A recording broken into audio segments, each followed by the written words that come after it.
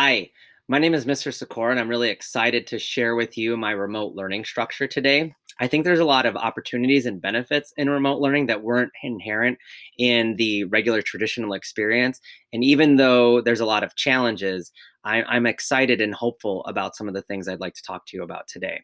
So let's just start with the basic description of the class. I mentioned there are some holes, and I think that socio-emotional learning is one of those things that's missing. So I want to provide as many opportunities to build emotional intelligence and socio-emotional learning as possible. And just beginning with my description, which is pretty similar to what it was in following years, this class covers a wide variety of topics and techniques, including socio-emotional intelligence, while cultivating the ability to creatively problem solve, visualize, comprehend, and connect to processes of the hand. Creativity is considered to be one of the #1 skills needed in the world, and yet students rarely learn about it in their educational experiences. I wonder if you learned about creativity in your educational experiences. So that's something I focus on a lot in this class, and that I think that students will take with them regardless of what they end up doing in their lives. We focus mostly on drawing and painting in the Art 1 class, techniques involved in that, but also bring in some three-dimensional processes as well, all while promoting student choice, which is even enhanced during this remote learning experience. We will inspire, explore, create, reflect, and collaborate throughout this class. My goal is to create a virtual space of comfort, healing, and excitement. I will be mindful of student schedules, but ask that they engage to the fullest during the time that's allotted for it. And I will never schedule students over the 180 minutes that are expected for students to engage in the class each week. I'll actually try to be a little bit below that, being mindful of the fact that it takes a little bit longer in a remote learning environment. The main thing to be aware of in my structure is asynchronous and synchronous. I don't think it's talked about enough, but there are a lot of benefits to asynchronous learning. There's a lot of freedom, there's choice, and with that choice comes responsibility, but allows students to basically differentiate their own learning and fulfill some of the equity issues that are kind of inherent in the remote environment. You might not have access to certain resources, and with that choice allows you to navigate your environment that suits you in the best way. And so I like to provide a lot of asynchronous learning opportunities in the schedule. I like to alternate. So we'll start off with one with asynchronous, and then we'll have like a synchronous, which is a Zoom. Then we'll have an asynchronous, and then we'll have a synchronous. And I have students who have been able to complete projects that are meant to take 2 weeks in one day because of how the asynchronous allows them to work. And I'll talk about that in a moment.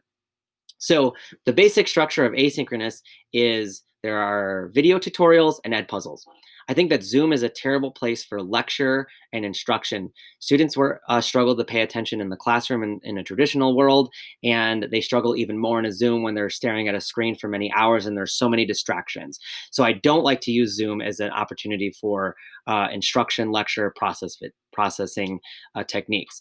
What I do use are Edpuzzles and video tutorials. Let me just quickly show you what I mean.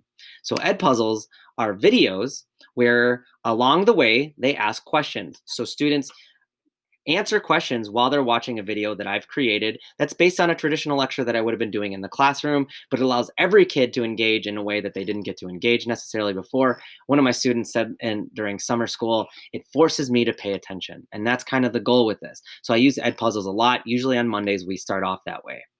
The next thing are video tutorials, and these video tutorials allow students to watch videos and gain insights while being able to pause, stop, go back at any time they want. These videos are on YouTube, they're pre-recorded. Kids can watch multiple videos in a row if they want to just keep going, go to the next one, work for 2 to 3 hours if they want in a given time, or pause and go back. One of my students said it's just like being in the classroom, except for I can stop it, I can rewind it, rewatch it, and I can do it at 10 p.m. if that's what suits me. Again, those are some of the benefits inherent in remote learning. Synchronous opportunities really involve Zoom meetings. And Zoom meetings, I like to focus on community building, an opportunity for reflection and critique. And that's pretty much it. Students are answering questions, they're asking questions, they're talking to each other in breakout sessions. That's what I use Zooms for. That's pretty much it.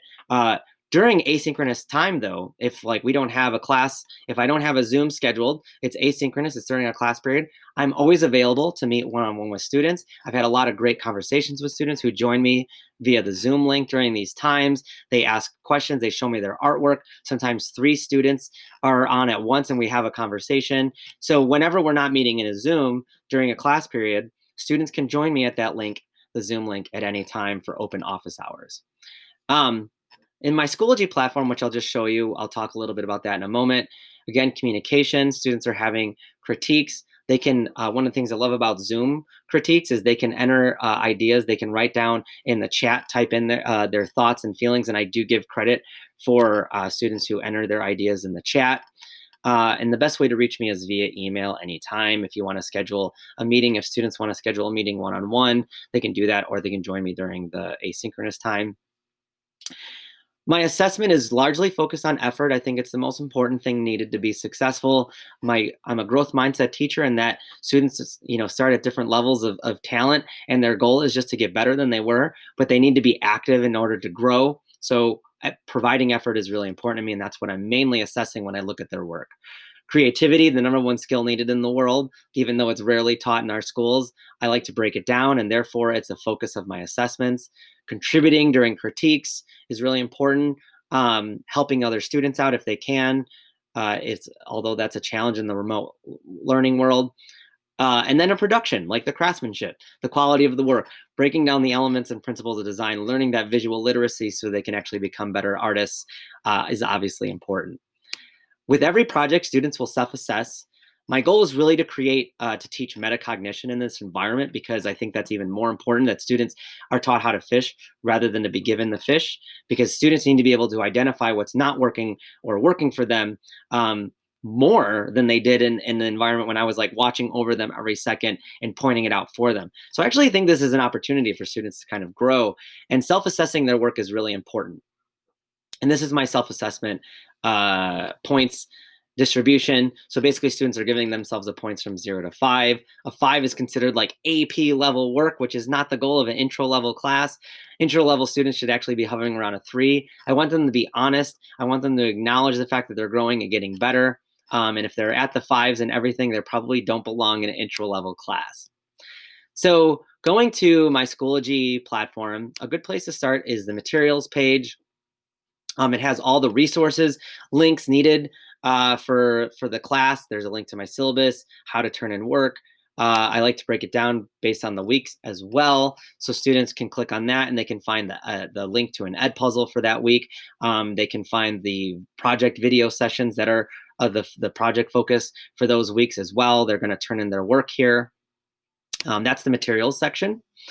And then the calendar is really great because it allows them to kind of see this big picture view of everything that's coming for them and plan. And I mentioned I have had students that will complete a project. They'll watch like 3 video sessions in a row because she had set aside time for that class. She set her materials up. She just wanted to keep working, and she finished a project that was meant to take 2 to 3 weeks in one day. And that allows her to kind of like use that time to focus on other classes. And so you can see the whole schedule. You can see that there's an Edpuzzle coming up that week. And if they want to, they can get ahead and do that, here versus like waiting for that day. But this also allows them to like say, I'm just going to stick to this schedule. If they need that schedule, it's there. So they have the freedom to work when they want, but they can also stick to the structure that's provided in the calendar.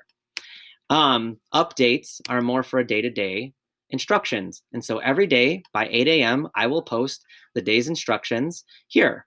You'll see that was a Zoom meeting. We're going to critique. Here's a link to that. The day before that was asynchronous. Here's a link to the video that's important for that day in case they need that kind of structure as well. Lastly, I just want to share that I have a webpage you can visit at chrissicora.com. If you want to check out some more things about me, I have a TED Talk where I go into depth about my views on education and the creative process. I break it down for you. I also have a podcast where I talk a lot about those things in more depth. My last podcast actually talks about some of the benefits I think that are inherent in remote learning. Thank you for watching. I hope this is helpful, and I look forward to working with you and your students throughout the year. Cheers.